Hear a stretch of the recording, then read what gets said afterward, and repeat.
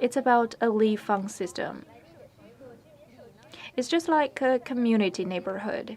Li refers to the alleys, and Fang refers to the square-shaped region. And Li Fang in Chinese is about circling such a Fang area with those alleys and streets.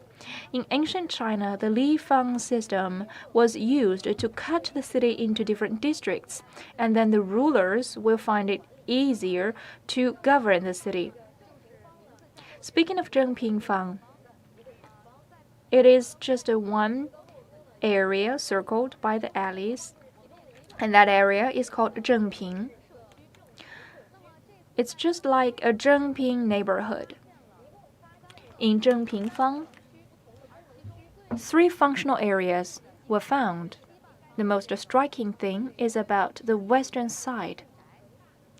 It's a very vast residential area. There is one architecture accounting for almost half of the area in this Zhengpingfang, and according to the evidence from experts, this mansion might be the residence of Princess Taiping in Tang Dynasty. So many places call this mansion the villa of Princess Taiping. So is that so? Let's look for more.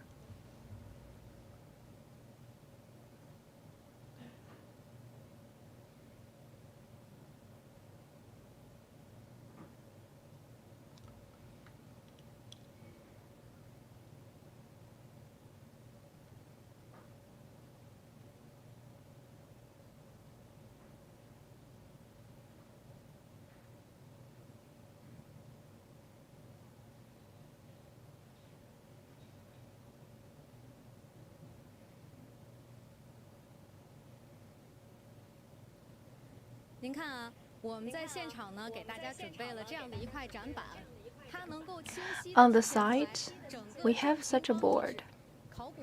On this board, we could see the layout of this relics area, and also with the colorful lines and slots, we can see some key findings. Also today we have Professor Wang Jun, an archaeologist, and also Mr. Shi Zishe to share with us about the findings in Zhengpingfang. Dear CMG viewers, good afternoon. Nice to meet you. I am Shi Zishe and I am Wang Jun. And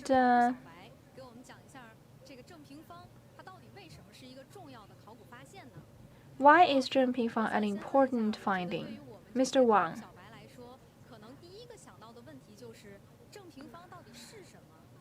And the first question for us is that what is Zhengpingfang? Zhengpingfang might be just one Li Fang in Luoyang. And what is Li Fang? You can see the square-shaped region. This one grid is called Li Fang. In Sui and Tang Dynasty, it's one city governance system. The streets spanning from the east to the west and from north to the south circled one square-shaped neighborhood. It's just like a very big yard. So you mean the horizontal and vertical streets cut the whole city into different grids, and those grids are the neighborhoods? Yes. And the Zhengpingfang is just a residential district called Zhengping. Yes. Every Li Fang has its own name, and Zhengpingfang refers only to this one residential space. And in Luonan Li Fang district, how many such fang there were?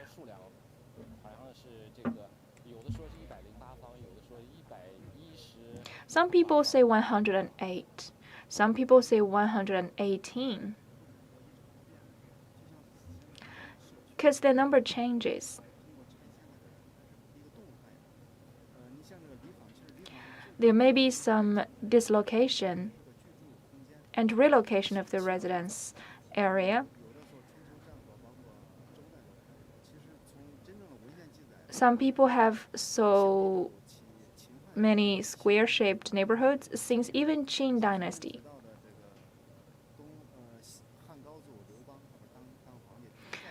The Emperor Liubang ushered in this Li and Fang system.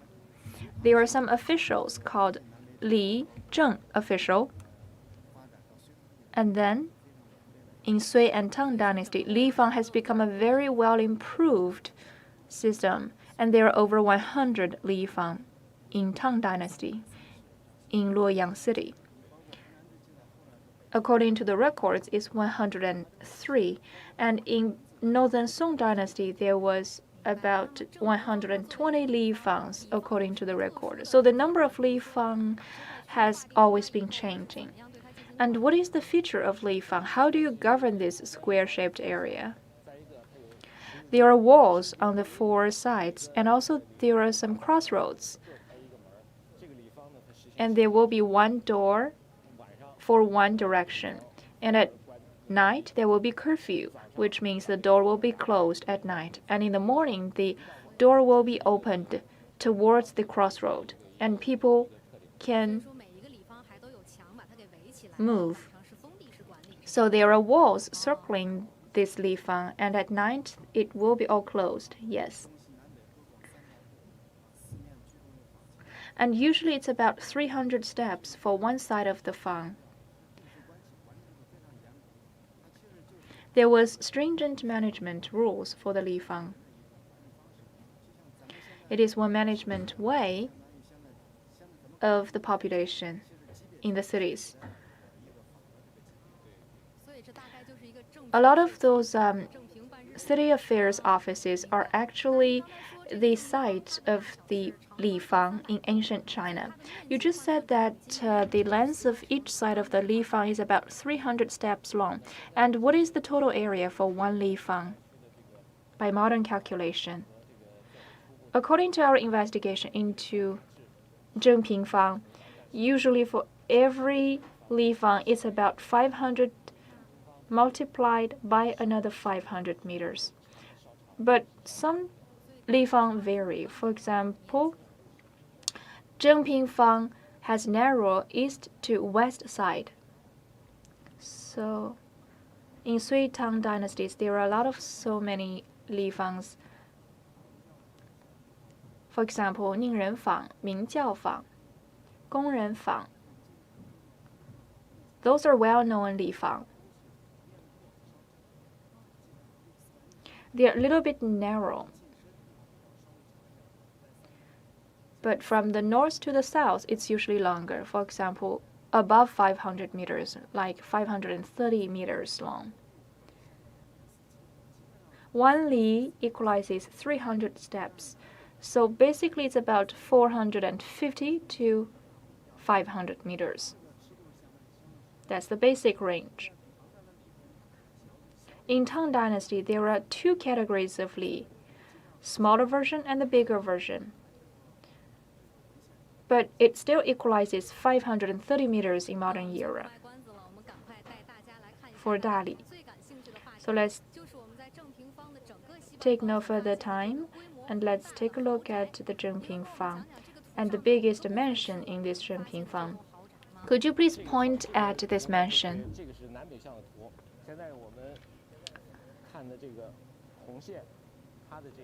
The red line represents the western side of this Li Fang.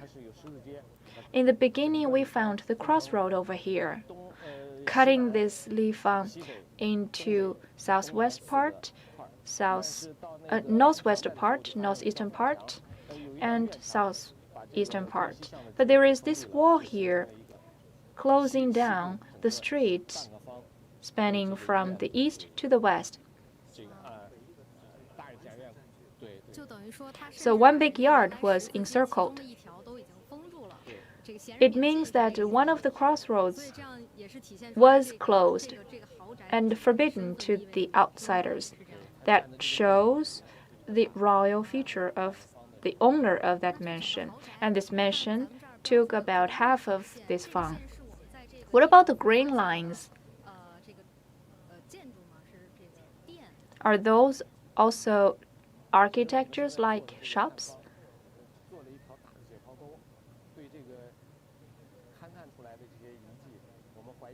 We have a very deep ditch, and we suspect those might be the architectures. For example, this red one, it is architecture. For the green lines, we basically come to the conclusion that they are also the architectures with the steps shooting up.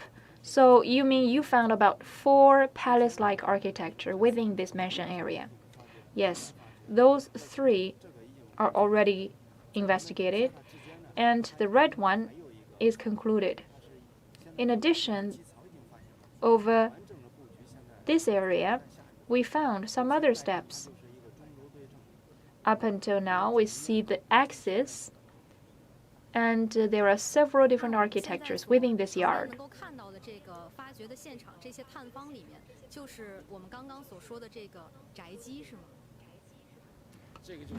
So this is the base you were talking about. Yes. We do some investigation into this axis, and we can get a partial view.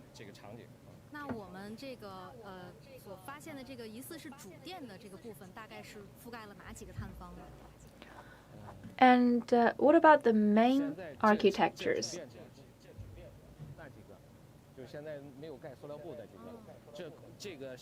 The main ones are exposed right now, over there. And that is the biggest one. That's the biggest one, homestead. It spans over 4 such grids, so it's about 40 meters long from the south to the north. For the halls, the width might be even bigger than the length. Yes, usually, but we suspect that this might be a square-shaped architecture. From the east to the west, it will be still about 40 meters. So this is a unique architecture. The 4 directions have basically similar length. You can still see the remains of the bricks.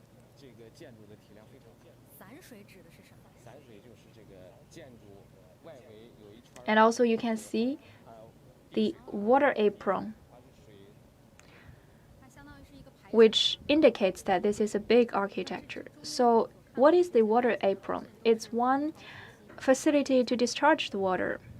So all of those remains are the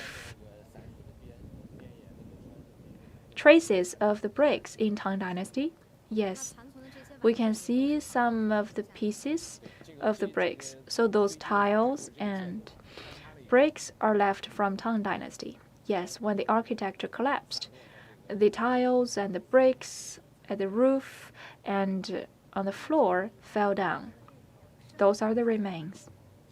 What about the 2 deep pits? Those are the tombs.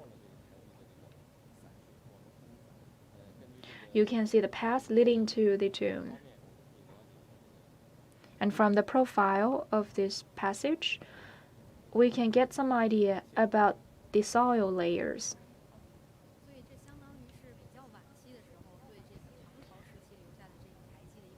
So this might happen in the late Tang Dynasty, yes.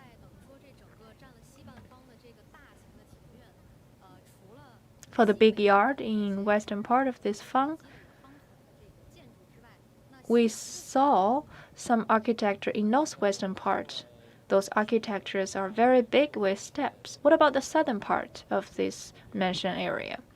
We found no remains of architecture by now, and we estimate that it might be a pond or some yard.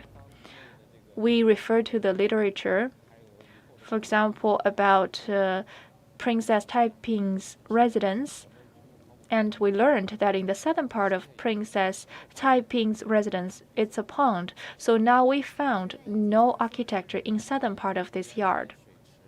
So this might be a pond, a fountain, or a garden for Princess Taiping.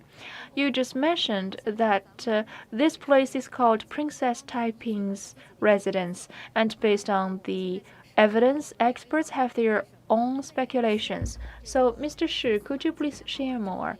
What clues have you found that make you believe that the owner of this residence might be Princess Taiping? For example, as we know, in Tang Dynasty, there are a lot of TV series and literature about Taiping. And Princess Taiping is a favorite daughter of Empress Wu Zetian, and Princess Taiping has an anecdote about acquiring the throne after Tang Zhongzong Emperor. In her lifetime, Princess Taiping had a lot of power. According to the records, Princess Taiping had a lot of residents. In Chang'an City, she had several. And according to the literature, in Zhengpingfang, she had one. Afterwards, it was changed. And Princess Yuchen used to get married here. And this was changed to be the residence for the maids in the royal palace. From the beginning to the evolvement, this place has a very strict hierarchy structure. So you mean before you investigate into Zhengpingfang, you read literature and learned that there might be Princess Taiping's residence in Zhengpingfang. Yes, we found a lot of records, for example, Henan and Li Ji, recording the situations about the architectures.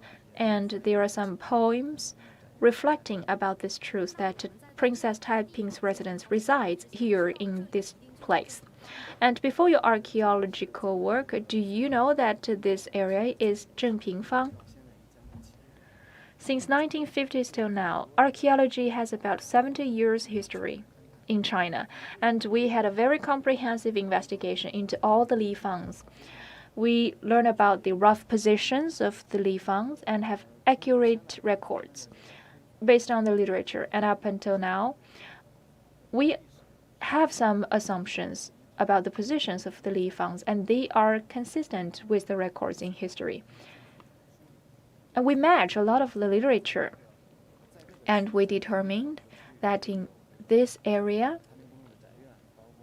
Princess Taiping's residence resides here, and a lot of other residences of other top officials were here. So our archaeological activities must have a purpose in the beginning. We knew what we are looking for in the beginning. We had some predictions and assumptions, and step by step, with our archaeological exploration, we found the layout of the yards and the houses, and the findings were very commensurate with the records. Could you please introduce more about some other features you found that prove your point? Mr. Wang just now introduced that in Tang Dynasty, the Li Fang was usually in the shape of a Ding character in Chinese.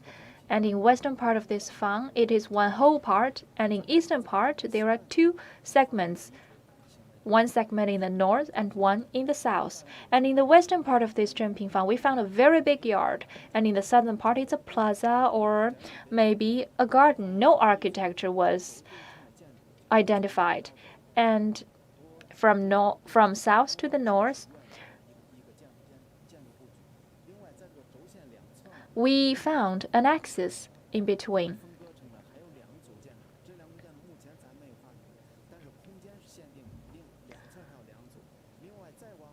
And on the two edges, there are also two other architectures. Between Langfang and the walls, there may be some side yards. Those might be the living space for the servants. So basically, inside the square-shaped yard, it's symmetrical around the axis, and the structure looks quite the same as the royal palaces.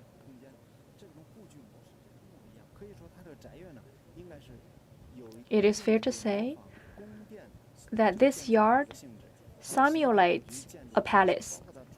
The structure, the architecture feature, and the engineering works were quite the same as those of palaces. Let's look at this board. Some of the information need further introduction. Could you please introduce why this pink line goes beyond the red line? What does it mean?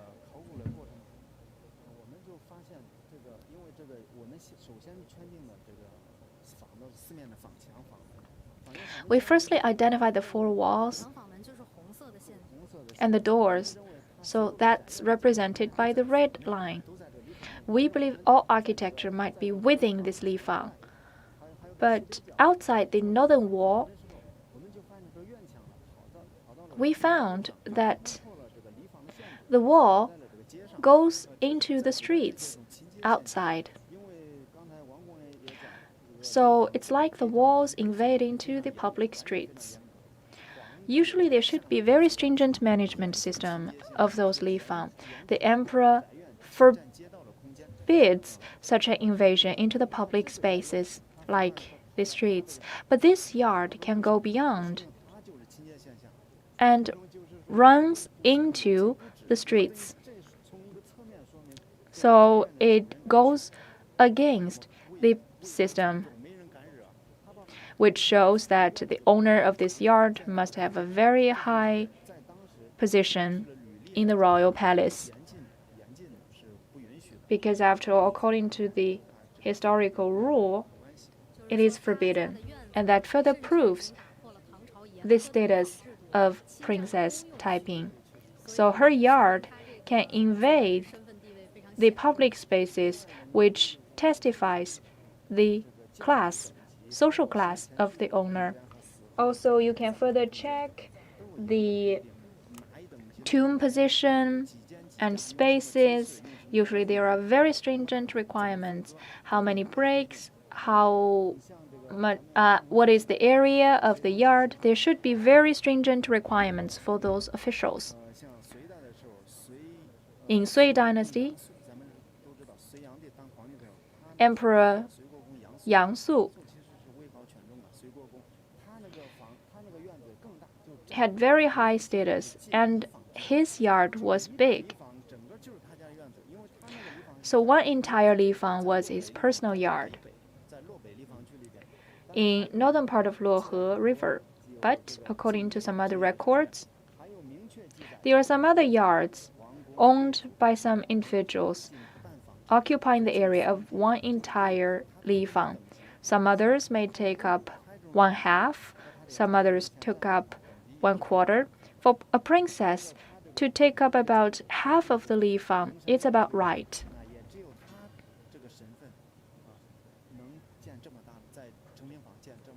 And only someone like Princess Taiping can build such a big yard.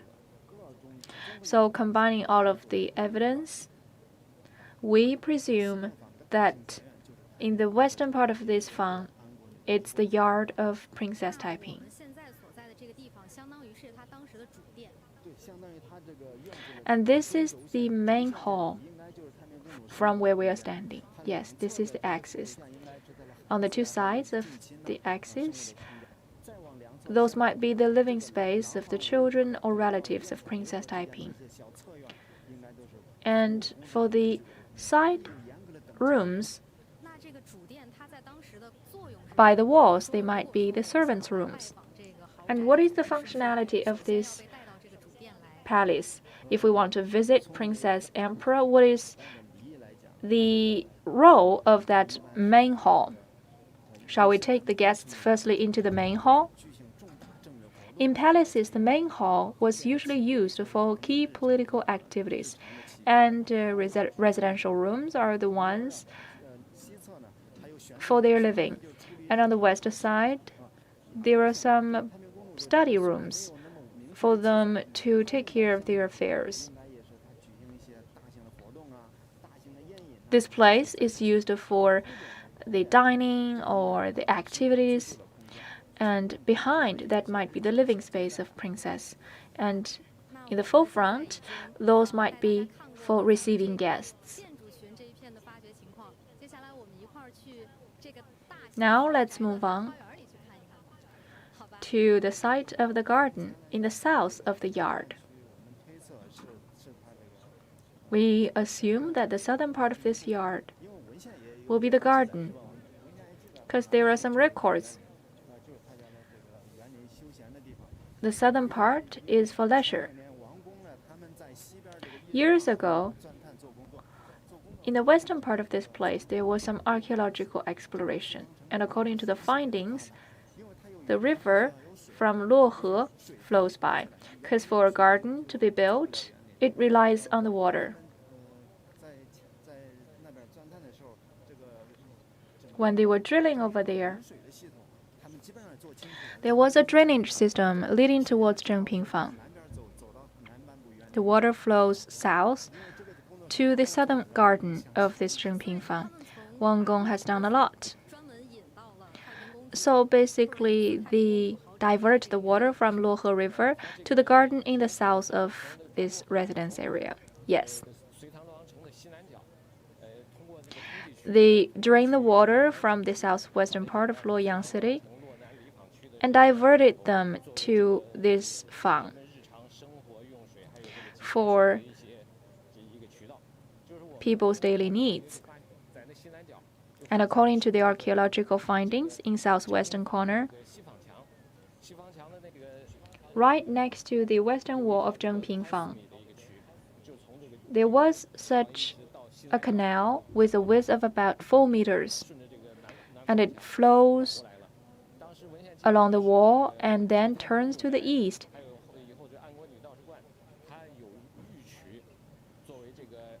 According to the records in Taipingfang, there was some canals to offer the water for this area. In the Luoyang city, was it common to dig those channels for one specific residence? This ditch is very big, but on the north side of Fangjian Road, we found another ditch. It's like a branch ditch. It's about 8 meters wide. For those ditch, can we prove that the owner of this residence had very high position? Yes. So in the southern part, it's a garden and it needs some water. Our findings prove the existence of this ditch. And as to how the water was diverted into this Lifang, we need further exploration. The water system coincides with the geographical positions of the garden.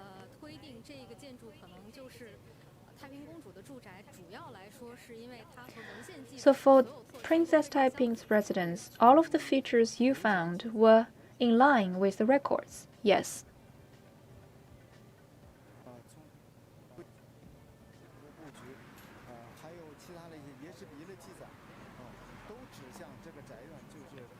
All the records pointed at the fact, and according to you just now,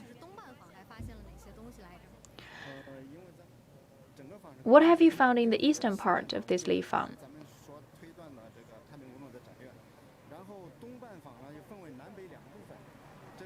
And on the eastern part, there are 2 segments. At the southeastern corner, we found 2 other yards. One on the east, one in the middle. Those 2 have very high social status. From the layout of the yard to the size and the parts they were also in line with the records. And it might be the Guozijian architecture.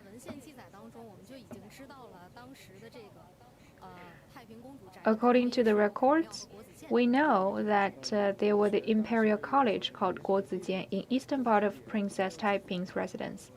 Yes, it was recorded by Tang Yuling.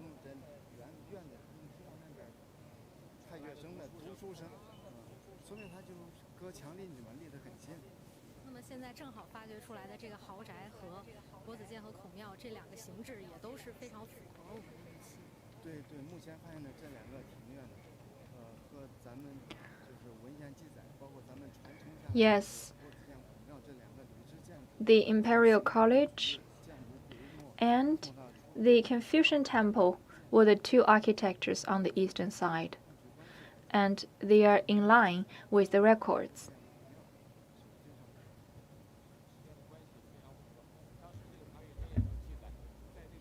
Tang Yuling recorded that on the eastern side of Princess Taiping's residence, it was the Confucius Temple and the Imperial College, and that's the case we found.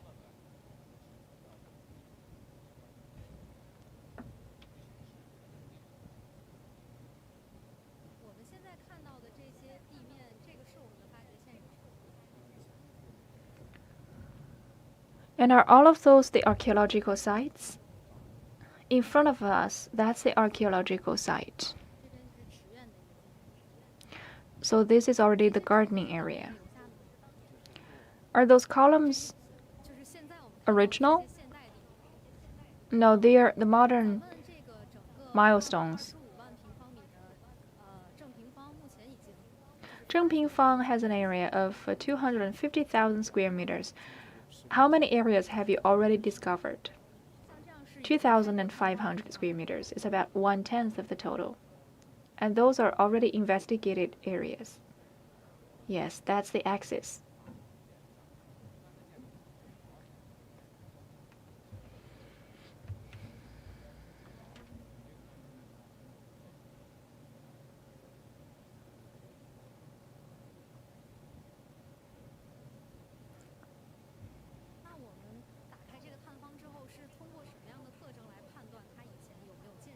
How do you judge if there was architecture before? We had a procedure in archaeology. We study the different layers of the landform, and then we try to judge what are the traces of living or architecture in Sui and Tang Dynasty. And also we consider the living styles in those dynasties based on the different layers of the earth. I see. So based on the stratum, you judge. That's one example. For example, whether the earth has been tamped. We need to take a holistic view. Some earths are for roads, some are sludges. So we need to take a holistic view about the nature of that earth.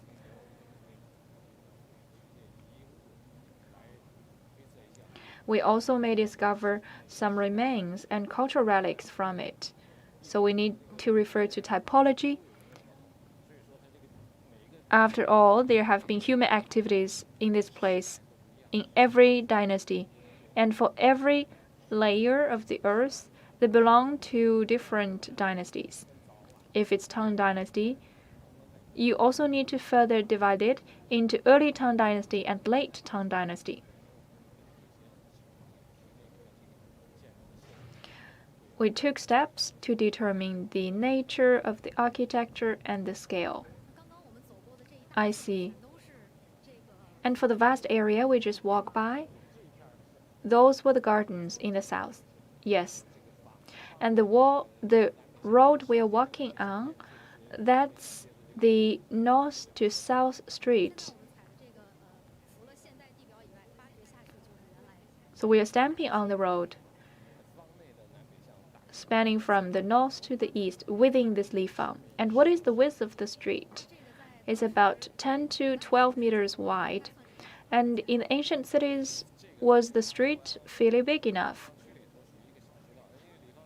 In Lifang, in Sui and Tang Dynasty, this was quite a small street. There were different levels of streets. From the access to Dingding Gate, it was called the Heaven Street. That was the widest one. It's about 140 meters wide.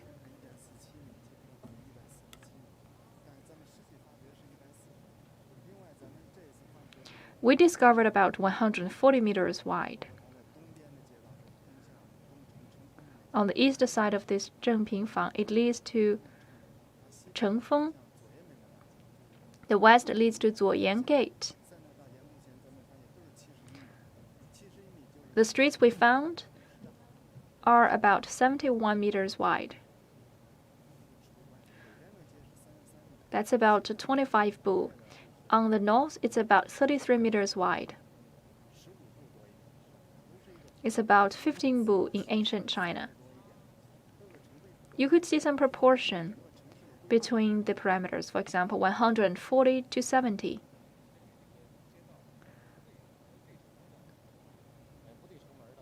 If the street leads to the gate, then it's broad. If not, it's narrow. So it's proportional.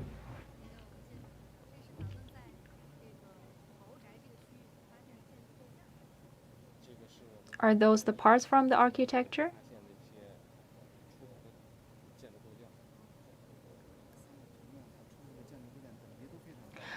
Those are the parts from the architecture.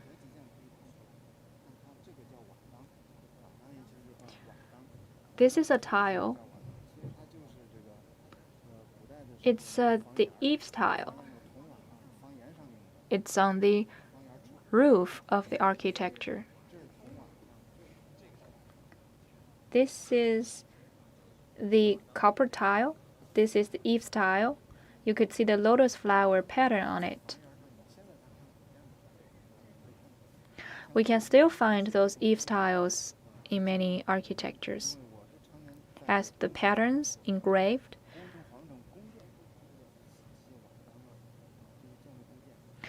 If the eaves tiles are from the palaces, basically the patterns are quite the same, no difference, which also prove that those eaves tiles from the 3 yards enjoy very high social status.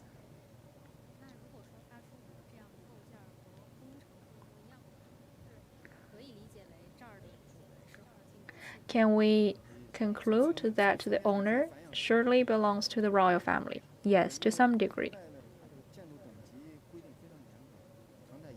Because in Tang Dynasty, they have very stringent hierarchical structure in architecture.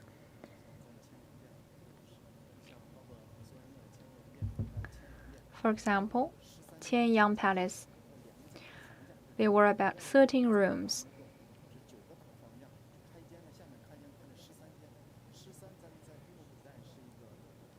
In ancient China, 13 was a high number. Only the emperor can have 13 rooms. So for the emperors, the officials, and the civilians, what is the area of your yard? And how many rooms can you establish within your yard? They have very clear requirements.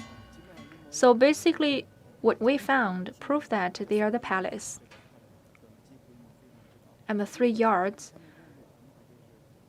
belong to the very high level official. And as to Confucius Temple, they are the national level architecture. They are at the same level with the palaces. So what we found in this place are very similar to those found in palaces.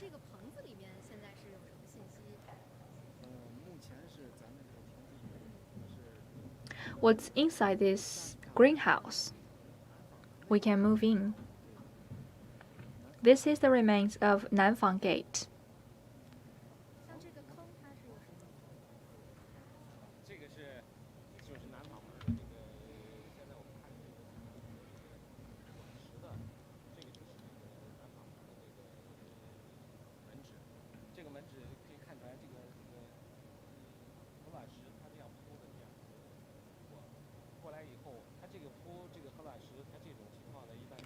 You can see the pebbles.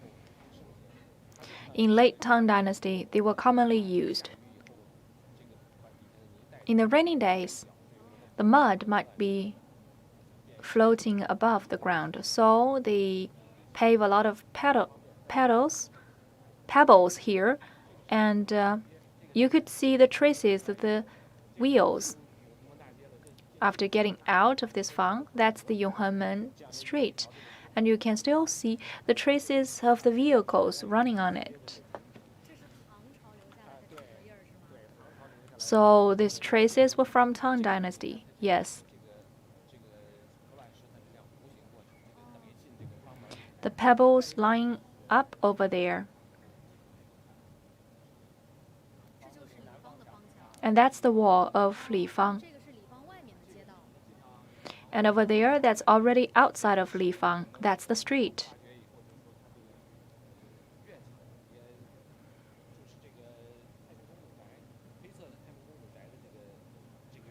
And over here, that may be the eastern wall of Princess Taiping's residence. It's about 2.2 meters wide. For this Lifang wall, it's about 1.5 meters thick. So we further prove that the owner of the western yard has very high position because the wall is thicker than the Lifang's wall.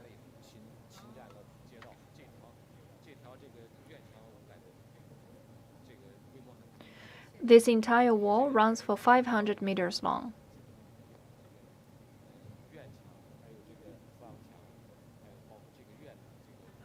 Basically, the yard was determined from this angle.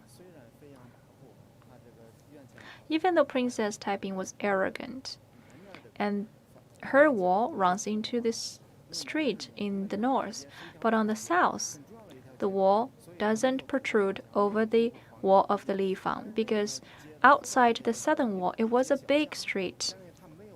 But on the northern side, outside the yard, it was a small street and alley. So she built her own yard wall by invading into the public street. So she learned the ropes and she knew how to restrain herself from going too far.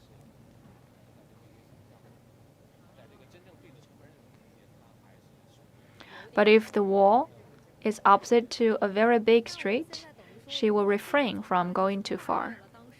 If we further walk this way, then we are actually crossing a street. And over there, that's the yard of the Imperial College, called 国子监.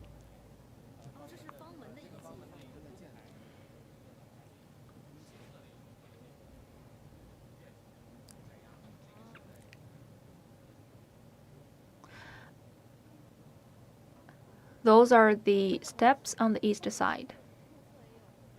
It's quite thick. It's about 2.2 meters thick.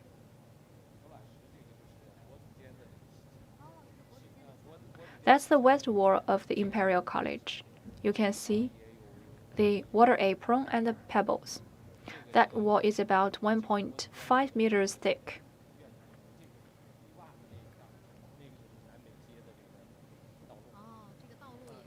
That's the street from the south to the north.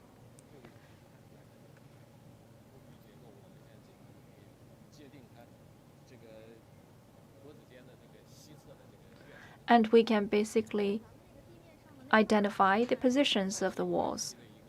What about that big pit over there? That's destructed later. And we would love to clarify those damages later, just in case that the cultural relics might be confused with the others or mistaken as the others. So we firstly identify the things left from late years, and then we trace back. After years of accumulation, you can see that over there, the level of the earth was lower than the others. And I can judge that those used to be the earth road. If it was raining, then some of the mud will be taken away. I see some bones over here. That is a horse. We also found a copper Buddha in the belly of the horse. We are not sure if this horse was put here by someone or buried here.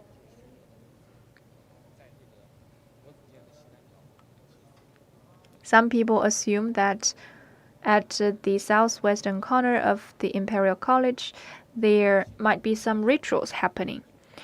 So we are still studying about the nature of this corner with this horse lying down here. So, which means this horse found here was accidental. It's not commonplace. Yes. And based on the shapes of the bones, it seems like a man-made thing. So this horse might not just die here naturally. It might be put here and buried here by someone. Now we are standing in the eastern side of Zhengpingfang. Yes, at the southeastern corner of Zhengpingfang. You can see the Fang gate and the wall and the axis and the walls of the yards inside. So all the positions and the directions are very clear to us. Now let's visit the Imperial College in eastern part of this Zhengpingfang. Could you please introduce about the role of Guozijian? Is it a university? It is indeed a college. According to Tang Dynasty's historical record, they learned the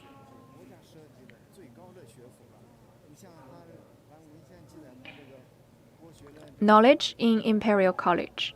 It's just like a national level university. Usually, they have very strict hierarchical structure for the universities. For example, the doctorate level professors. So it's almost like a university directly administered by the state council. Guozijian is a combination of education, talent selection, and performance examination. This is a selection place for screening purposes. After the screening of Guozijian, the students will then take other examinations directly monitored by the emperor. So Guozijian is a very important institution. So it's just like Princess Taiping was living right next to Peking University. That's true. With a lot of talents gathering here. So why was Guozijian built next to Princess Taiping's residence? Was it coincidence? We got no clue from the records.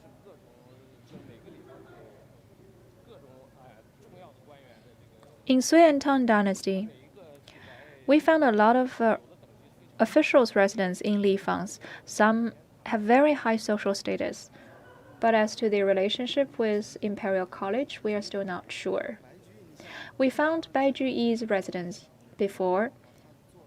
He used to be a very famous thinker, and he assumed a very high post, almost like the Vice Minister of Education.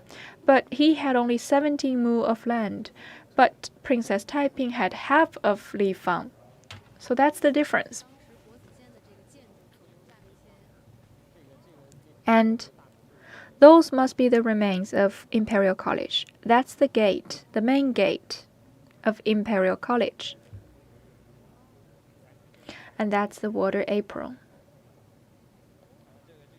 Water apron is just like a ditch for drainage. Yes. The rooftops might accumulate some water. So when the water run down from the roof, they will fall down over to this ditch. And that's the functionality of the water apron. And that's the gate.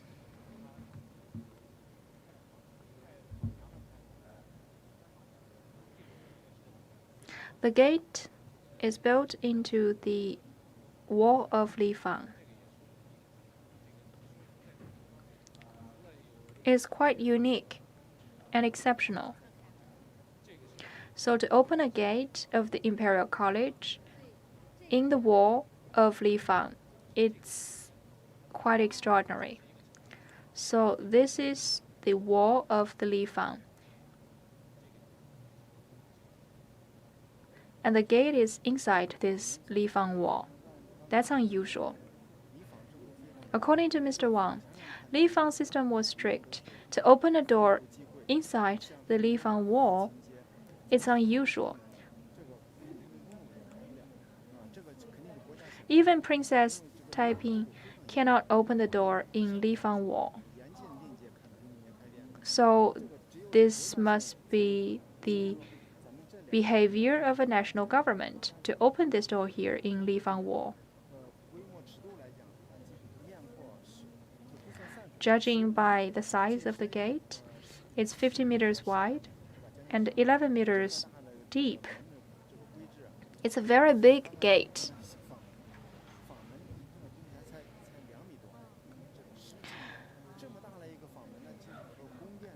You can imagine that this is almost the level of a palace. This shows the status of this Imperial College. And that's the corridor from the east to the west, and there are 3 yards to the north of this street. And on the opposite side of this gate, there was another gate. That's the gate of the yard.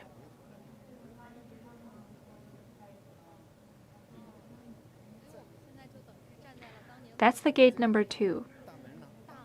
So we are now standing in the corridor of Imperial College. After entering into the door, there was a big yard. And you might see some pavilions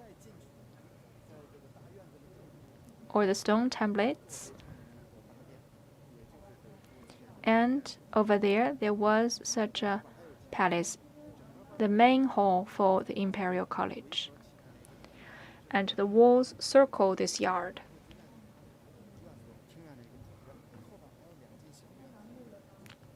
And far from the main hall, there are 2 other halls.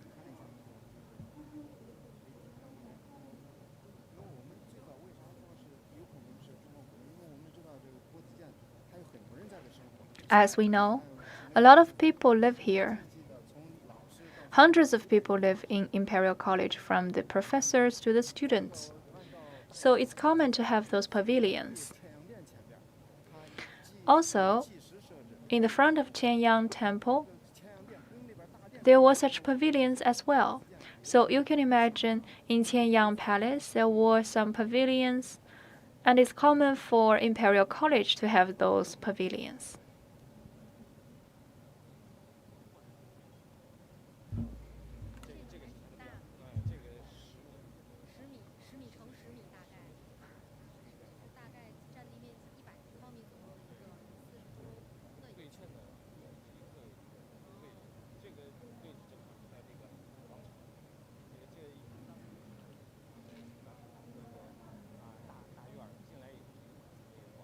When we entered into this yard, we firstly saw the big plaza. The Imperial College hold activities on the plaza. And over there, that's the Western Corridor. It's like a Western wall. Those bell towers and pavilions were special only to the Imperial College. We found no such bell tower in other architectures, so this is the first time.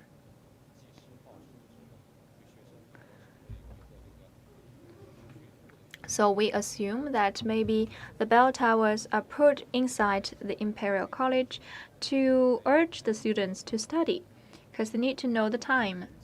We're still trying to find out.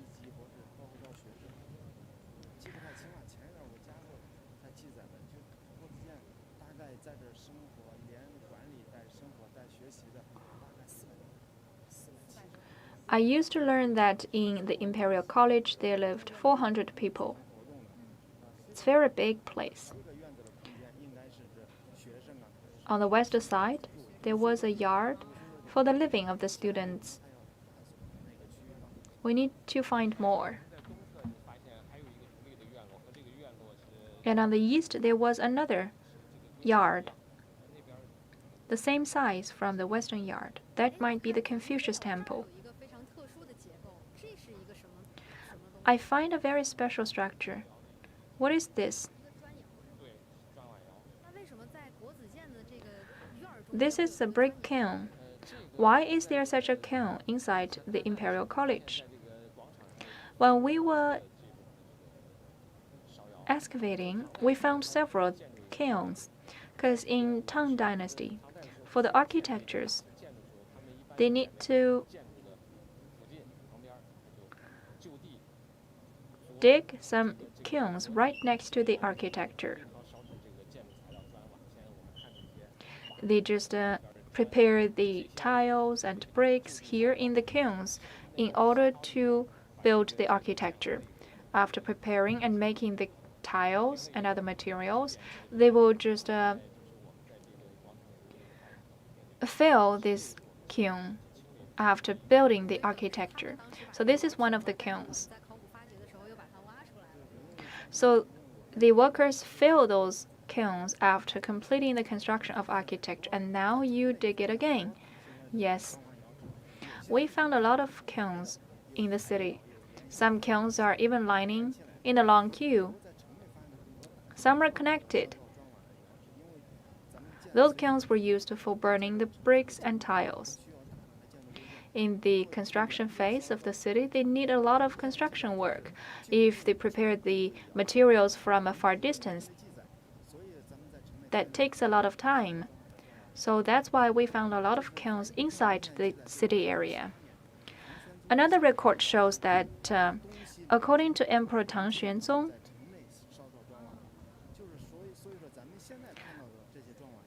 the brick burning was forbidden inside the city. So that means those kilns must be built before Emperor Tang Xuanzong's years.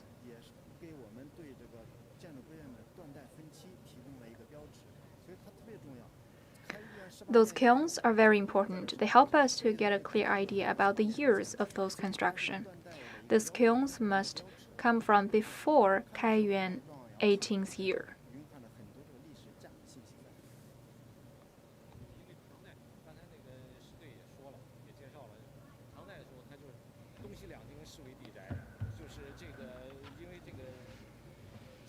In Tang Dynasty, building kilns were believed to be polluting, so the emperor forbade burning the bricks and tiles inside Luoyang city.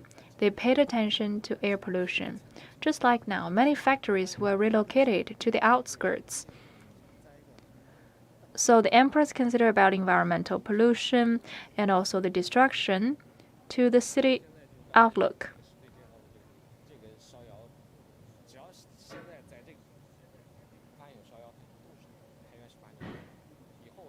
If you find such a kiln here, they certainly belong to the years before Kaiyuan.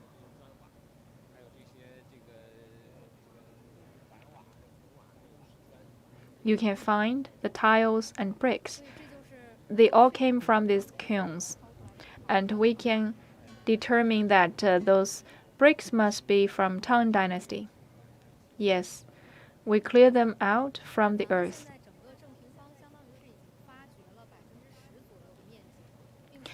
You just explored about 10% of Zhengpingfang, and you plan to investigate the entire Zhengpingfang. Yes, we will scale up our excavation.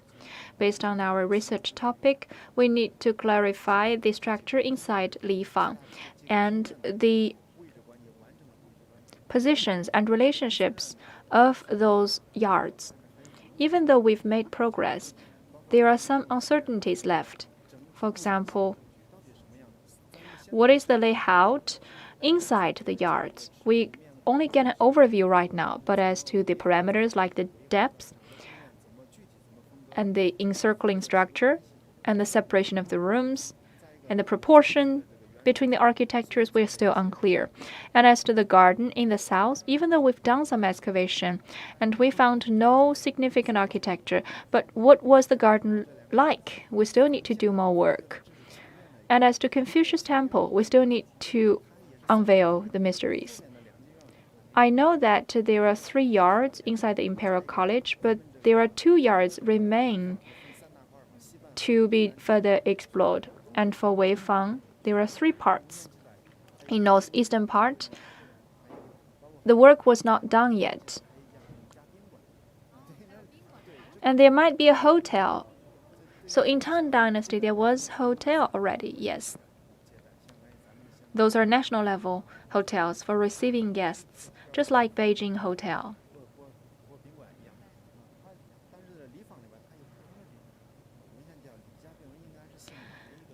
According to the literature, it's called Li's Hotel. There might also be some residence of the common people. For the road structure, the yard structure, and the architecture styles, we need to learn more, because we need to discover more about the common people's living environment. We now see about the Imperial College, the princess residence. We still need to learn more about how the common people are living here inside the Lifang, and how the hotel was receiving guests. We are looking forward to the results. So you mean you will bring more surprises to us? Sure. How much time do you need for the excavation? We cannot give you a deadline.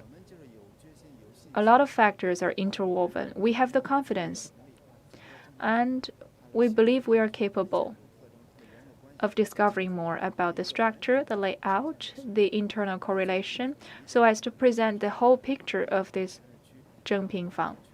We hope to make it a level 1 heritage to present to our guests. We hope to showcase the splendor of the Chinese history and civilization based on our excavation. That's our final mission. So in the future, Zhengpingfang might be a relic park and be open to the public. We can come in and have a glimpse about how people in ancient China were living inside the neighborhoods. What were they eating? What were they living in? And we can know more aside from the TV series about people living in Tang Dynasty. We get the first-hand experience from this relic park. It's just like an immersive experience. And also, this park is very important for our studies. We were granted a lot of treasurable materials. We further learn about the layout of the cities in Tang Dynasty, their evolvement, the management system, and other ancient civilizations and histories. It's paramount for our study. We have our own research topics with this excavation. We need to know the appearance of the ancient cities, the architecture designs. Those might be useful. Maybe they will impact the city design in the later years of Tang Dynasty. So we look forward to coming again, have an immersive experience in the relic park, to see that in Luoyang city in Tang Dynasty, how were the locals living. And we do expect that one day we will come here in person. Thank you, Mr. Shi and Mr. Wang again for your introduction. That's all for today's show. Thank you for watching. And in the future, if there are more to find in Henan, we will see you again.